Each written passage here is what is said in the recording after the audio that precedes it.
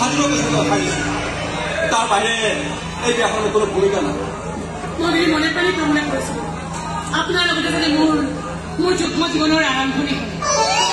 আপোনাক লগ পোৱাৰ দিনাৰ পৰা আপুনি মোৰ মনত থিতাপি লৈ আছে। মোক দেখিছিল কিন্তু কেতিয়া? চম্পকনগৰৰ বজাৰত মুকুতাৰ মালা কিনিবলৈ যোৱাৰ দিনা। মুকুতাৰ মালা এইটো অন্য কোনোবা ছোৱালী আছিল মানে নামটো তোমাৰ হোৱা নাছিল কিন্তু তাইৰ নাম দেউলা আছিল যি আজি আপোনাৰ জীৱন সংগী। দেউলা আচলতে কোন তুমি? তুমি তোমাকে তাৰমানে দাদা মই অন্য ছোৱালী পচন্দ কৰি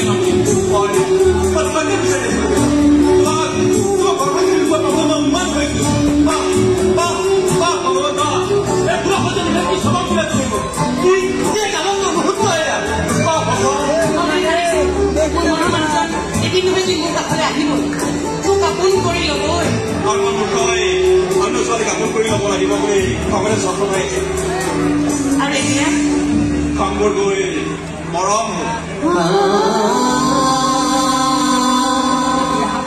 মৰমবোৰ জীৱন হ'ল আৰু লাহে লাহে দুটা জীৱন গৈ এটা জীৱন হ'ব। মোৰ জীৱন গৈ আমাৰ জীৱন হ'ব।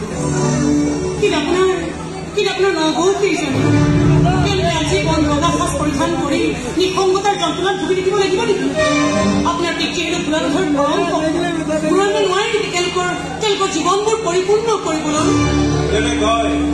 জন্ম মৃত্যু বিবাহ এইবোৰ কথাটো ভগৱানৰ নিয়ন্ত্ৰণ। তেওঁলোক ঘৰতে বিধৱা হৈছে নিৰ্দোষ জীৱন তেওঁলোকৰ। অথচ বিনা দুখতেৰে গুৰুতৰ শাস্তি ভুগি থাকিবলগীয়া হৈছে তেওঁলোকে।